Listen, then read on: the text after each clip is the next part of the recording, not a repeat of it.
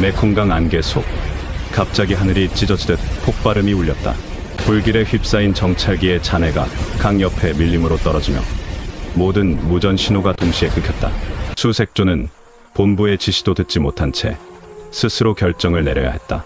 중사님, 저기 떨어진 거 우리 아군 맞습니까? 맞다. 그리고 아직 살아있을 수도 있다. 통신도 안 되고 저쪽은 적 보급로인데요. 그래서 우리가 먼저 가야 한다. 그날 새벽 그들은 아무도 가지 않는 메콩강 숲속으로 걸어 들어갔다. 왜 그들이 그런 선택을 할 수밖에 없었는지는 이제부터 보여줄 이야기 속에 있다. 영상 시청 전 무료로 하실 수 있는 구독과 좋아요 부탁드립니다. 댓글에 몇 년도의 군 생활을 하셨는지 남겨주시면 반갑게 인사드리겠습니다. 영상 시작합니다. 새벽 4시 11분 메콩강 지류에서 짙은 물안개가 피어오르던 순간이었다.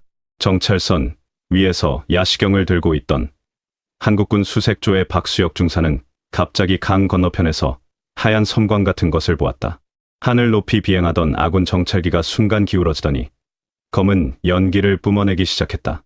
이어 꽝하고 울리는 폭음이 수면을 찢었고 멀쩡하던 정찰기의 꼬리가 공중에서 산산이 흩어져 버렸다. 함께 있던 김영호 병장이 놀라 소리쳤다. 중사님, 저거 우리 아군 정찰기 아닙니까? 박 중사는 대답 대신 떨어지는 잔해를 끝까지 바라보며 이를 악물었다. 동체가 두 동강이 나며 불덩어리가 되어 떨어지는 모습이 야시경 속에 또렷하게 보였다.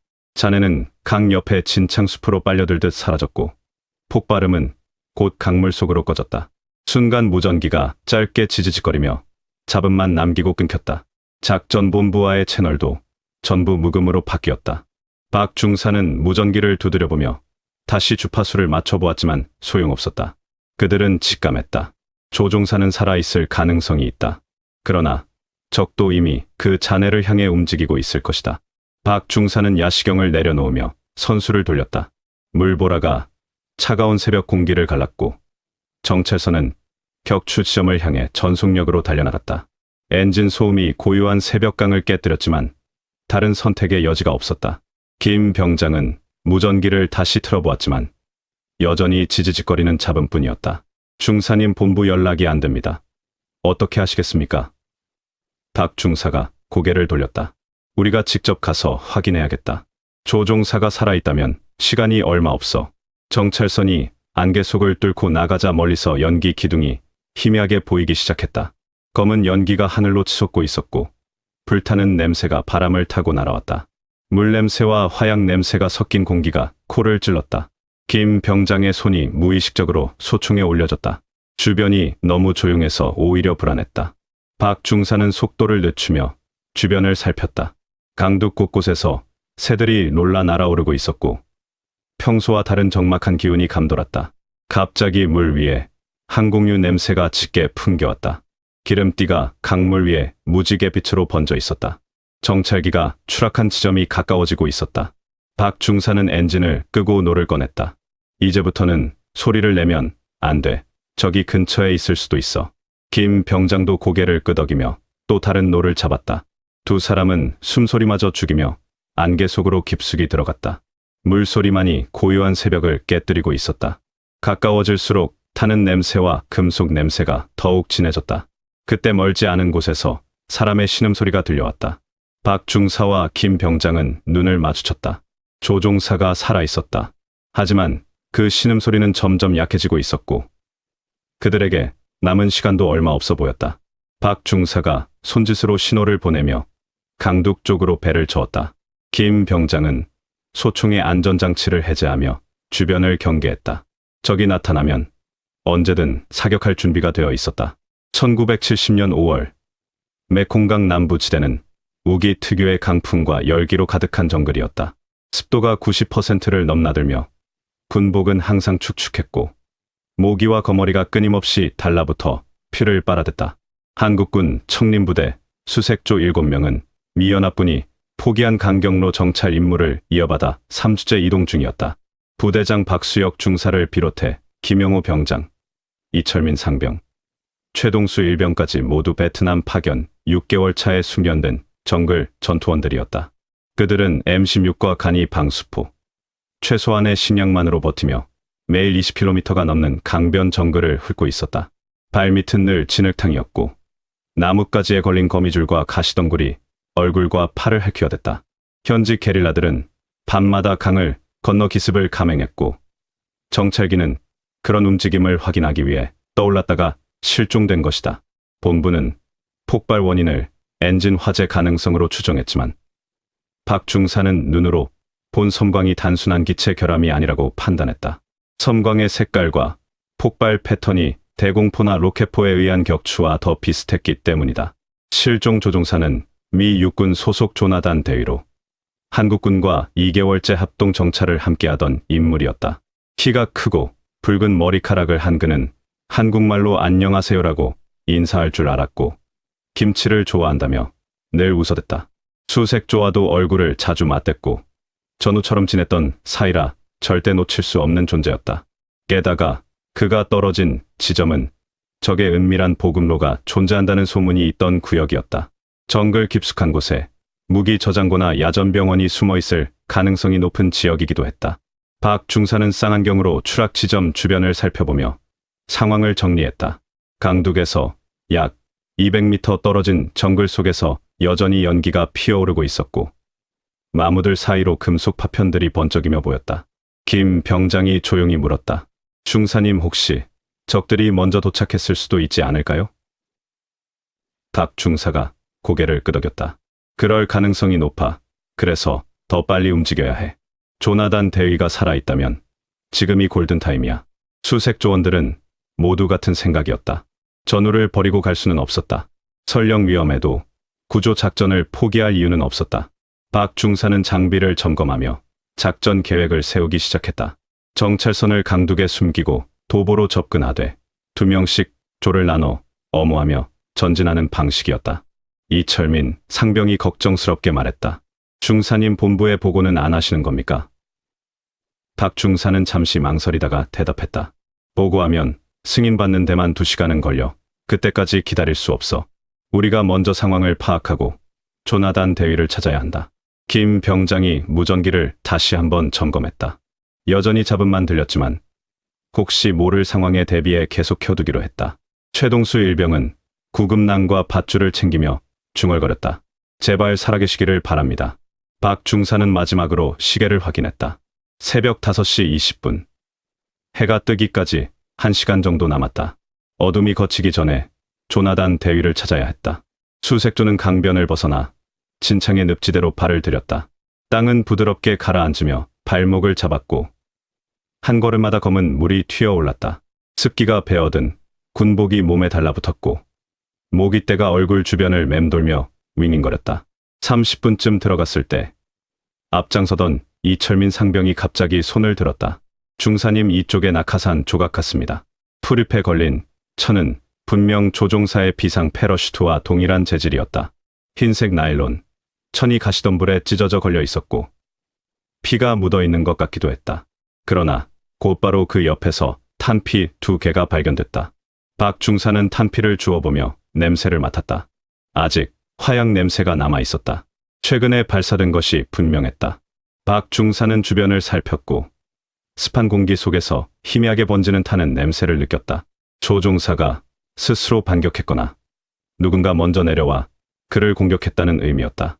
뒤쪽에서 김 병장이 목소리를 낮췄다. 적이 이미 데려간 걸 수도 있습니다. 하지만 박 중사의 눈빛은 흔들리지 않았다. 아직 단정하면 안 돼. 더 안쪽으로 간다. 수색조는 일렬로 다시 전진을 시작했다. 갈수록 정글이 짙어졌고 나무들 사이로 스며드는 새벽빛도 희미해졌다. 발밑에서는 썩은 낙엽들이 푹푹 꺼지며 신발을 빨아들였다. 최동수 일병이 뒤에서 헐떡거리며 따라왔다. 그때 앞쪽에서 이상한 소리가 들려왔다. 사람이 기어가는 듯한 소리였다. 박 중사가 손을 들어 전체를 멈춰 세웠다. 모든 수색조원이 숨을 죽이고 귀를 기울였다. 소리는 분명히 사람이 움직이는 것이었고 그것도 상당히 가까운 거리에서 들려오고 있었다. 김 병장이 소총의 안전장치를 해제했다. 다른 조원들도 무기를 겨눌 준비를 했다. 박 중사는 손짓으로 좌우로 퍼지라고 신호를 보냈다. 이철민 상병과 최동수 일병이 오른쪽으로, 김 병장은 왼쪽으로 이동했다. 박 중사는 정면으로 천천히 다가갔다. 소리가 점점 가까워졌다. 그런데 그 소리 속에서 영어 단어들이 섞여 들려오기 시작했다. 헬프, 헬프라는 신음 소리였다.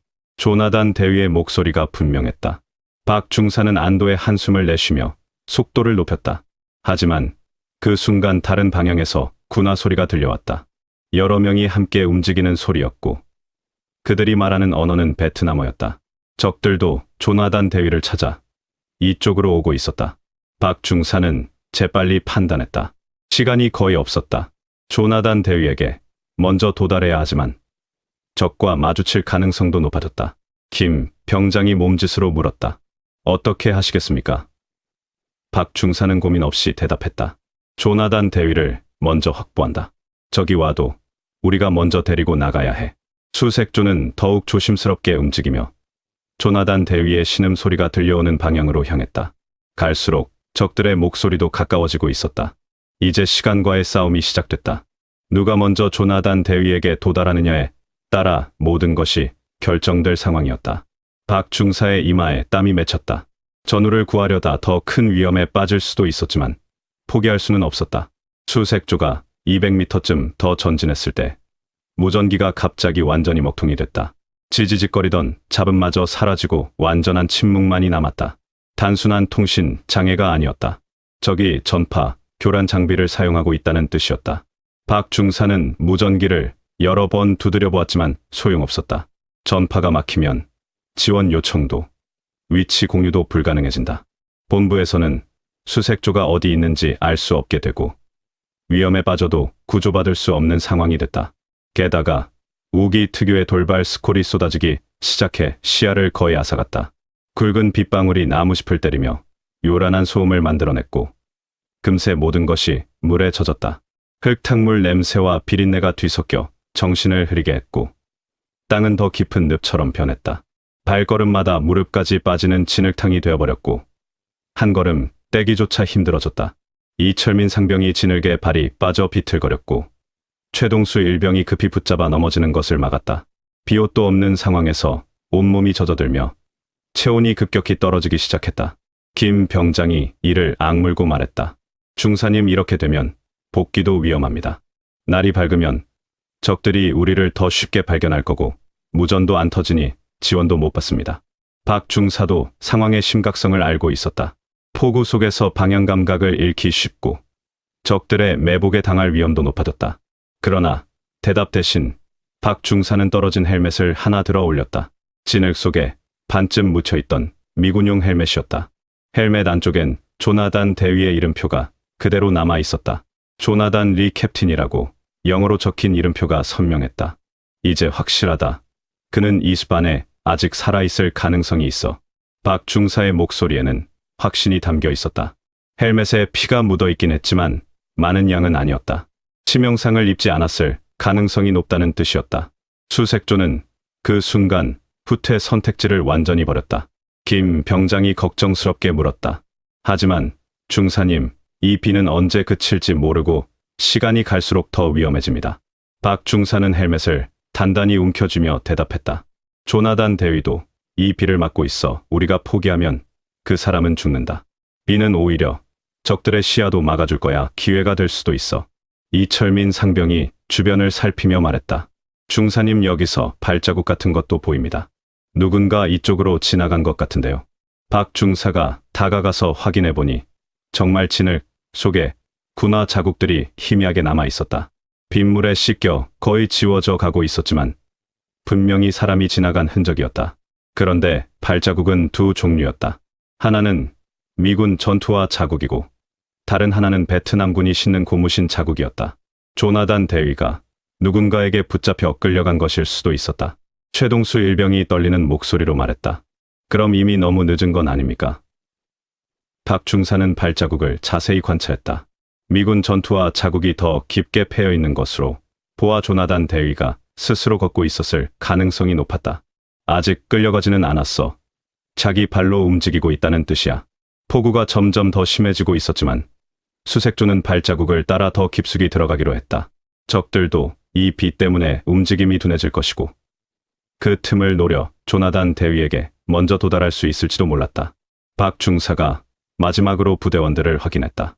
모두의 얼굴에 결연한 의지가 보였다. 전우를 구하기 위해서라면 어떤 위험도 감수하겠다는 각오였다. 정글은 점점 사람의 의지를 시험하듯 모습을 바꿨다.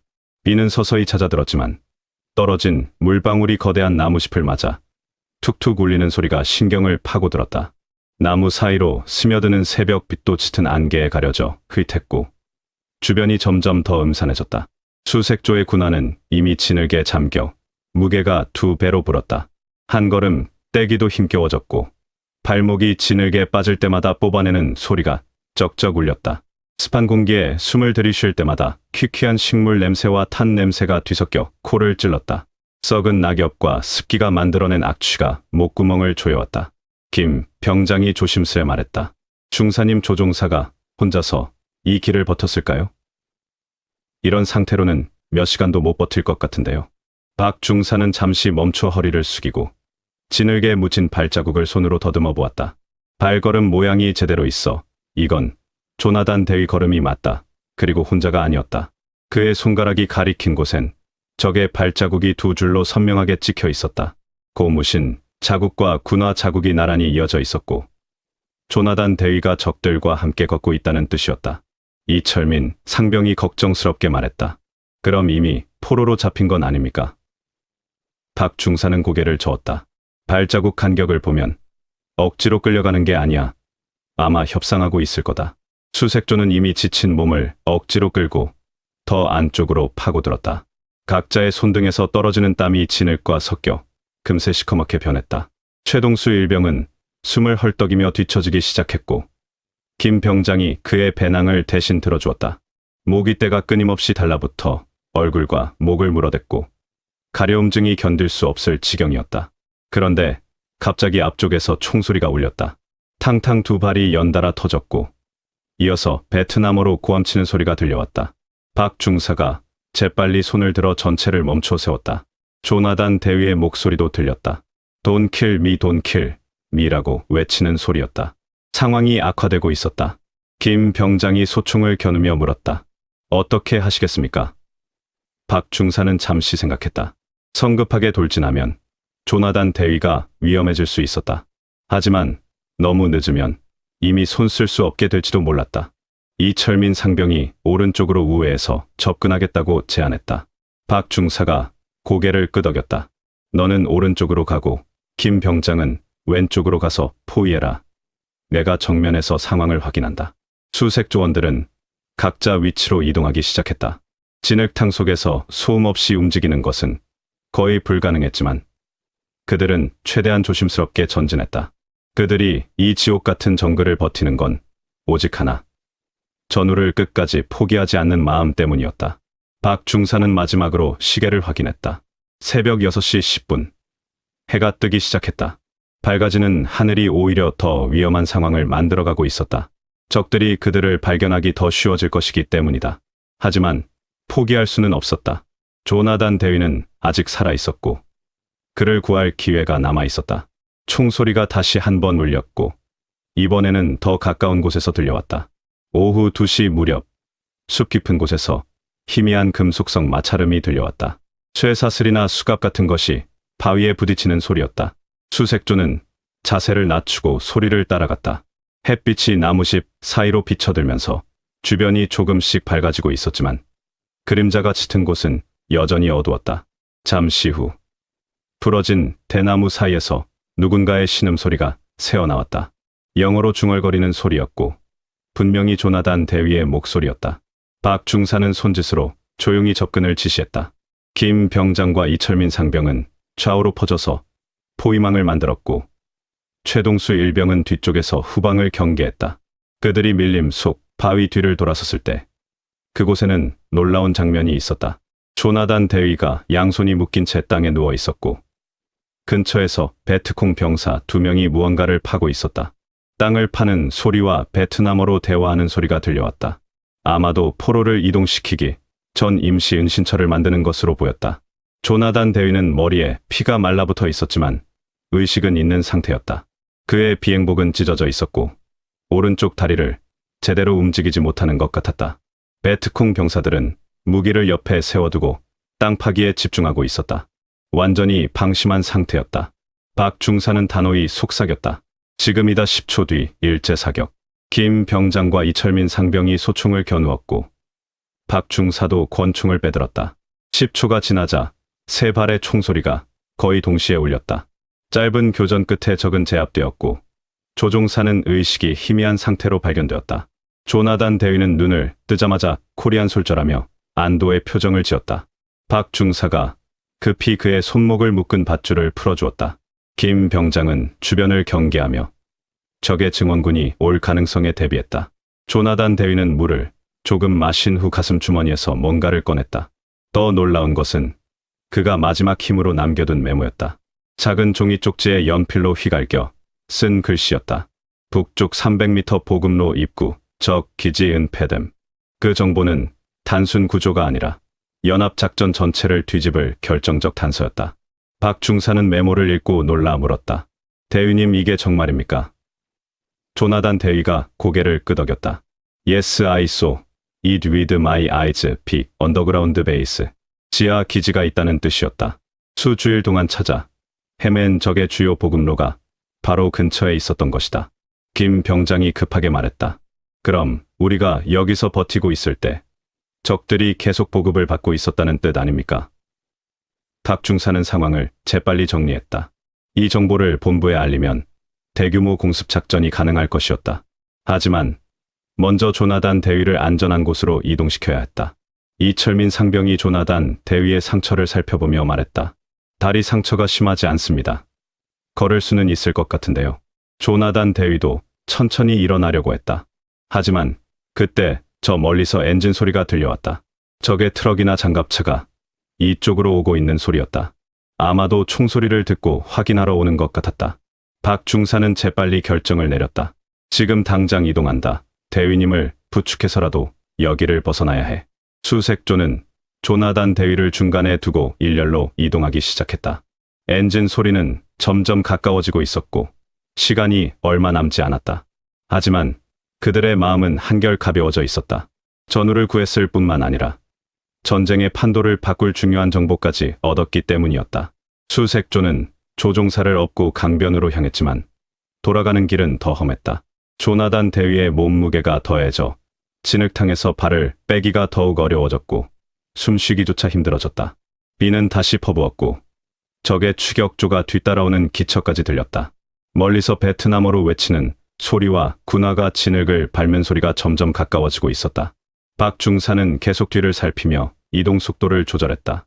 너무 빨리 가면 조나단 대위가 위험하고 너무 느리면 적에게 따라잡힐 위험이 있었다. 김 병장은 조나단 대위를 업은 채 숨을 몰아쉬며 말했다. 중사님, 이 사람 체온이 계속 떨어집니다. 맥박도 약해지고 있어요. 조나단 대위는 의식이 흐릿해져 가끔 헛소리를 하기 시작했다. 머더마더라고 중얼거리며 고향의 어머니를 찾고 있었다. 박 중사는 손끝으로 조종사의 맥을 확인하고 즉시 판단을 내렸다. 강까지 500m 남았다. 거기서 신호탄 쏘면 아군 정찰선이 알아차릴 거야. 이철민 상병이 뒤에서 적의 움직임을 확인하며 급하게 말했다. 중사님, 적들이 200m 정도까지 따라왔습니다. 빨리 가야 할 것 같은데요. 최동수 일병은 신호탄을 미리 준비하며 언제든 쏠 수 있도록 대기했다. 수색조는 마지막 힘을 짜내 달렸고 조나단 대위를 번갈아 업으며 강을 향해 돌진했다. 가시덤불이 얼굴을 핥히고 진흙이 무릎까지 차올랐지만 멈출 수 없었다. 뒤에서는 적들의 함성 소리가 더욱 가까워지고 있었다. 결국 강가에 도착해 붉은 신호탄을 쏘아 올렸다. 빨간 연기가 하늘로 치솟으며 넓게 퍼져나갔고 강 건너편에서도 선명하게 보일 것이었다. 박 중사는 무전기를 다시 시도해보았지만 여전히 잡음만 들렸다. 하지만 신호탄만으로도 충분할 것이라고 믿었다. 김 병장이 조나단 대위를 강변의 큰 바위 뒤에 눕혔다. 그의 얼굴은 창백했지만 숨쉬기는 안정되어 보였다. 이철민 상병과 최동수 일병은 뒤쪽을 향해 소총을 겨누며 적의 등장에 대비했다.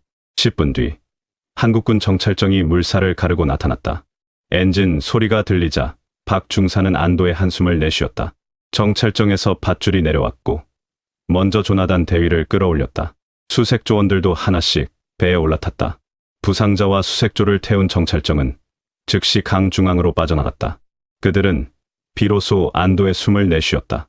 젖은 군복을 입은 채로 갑판에 주저앉아 서로의 얼굴을 바라보았다. 모두 살아서 돌아왔다는 것이 믿기지 않았다. 그러나 모두의 표정에는 미묘한 허무함이 섞여 있었다. 끝을 보았다는 기쁨과 이를 뻔한 전후를 떠올리는 씁쓸함이 함께 있었다. 조나단 대위는 의식을 되찾으며 땡큐 코리안 솔저라고 중얼거렸다. 박중사는 그의 손을 잡으며 말했다. 괜찮습니다. 이제 안전해요. 김 병장이 조나단 대위가 준 메모를 다시 꺼내보며 말했다. 중사님, 이 정보 때문에 큰 작전이 있을 것 같은데요. 박중사는 고개를 끄덕였다. 우리 임무는 끝났어. 이제 윗선에서 알아서 할 거야. 정찰정이 기지로 향하는 동안 수색조원들은 말없이 강물을 바라보았다. 전쟁은 아직 끝나지 않았고 내일이면 또 다른 임무가 기다리고 있을 것이었다. 하지만 오늘만큼은 전우를 구해냈다는 뿌듯함으로 충분했다. 조나단 대위의 균등한 숨소리가 엔진 소음과 함께 들려왔다. 생명을 구했다는 것. 그보다 더 큰 보람은 없었다. 세월이 지나 30년 뒤 박수혁 중사는 은퇴 후 조용한 농촌에서 지내고 있었다. 경상북도 산간 마을의 작은 집에서 홀로 살며 텃밭을 가꾸는 것이 일과의 전부였다. 머리는 하얗게 새었지만 여전히 꼿꼿한 자세를 유지하고 있었고 아침마다 국기에 대한 경례를 빠뜨리지 않았다. 어느 날 국제우편 한 통이 도착했다. 우체부가 직접 가져다준 두꺼운 봉투였고 발신지는 미국 텍사스였다. 보낸 사람은 다름 아닌 조나단 대위의 아들이었다. 조나단 리 주니어라고 적힌 이름을 보자 박 중사의 손이 살짝 떨렸다. 30년 만에 듣는 그 이름이었다. 봉투에는 오래된 흑백 사진과 짧은 편지가 들어 있었다. 사진 속엔 1970년 메콩강 강변에서 서로 기대어 앉아있는 박 중사와 조나단 대위의 모습이 있었다. 두 사람 모두 젊었고 피곤해 보였지만 환하게 웃고 있었다. 조나단 대위의 다리에는 붕대가 감겨 있었고 박 중사의 군복은 진흙투성이었다. 구조된 직후 촬영한 사진이었던 것 같았다. 편지에는 이렇게 적혀 있었다.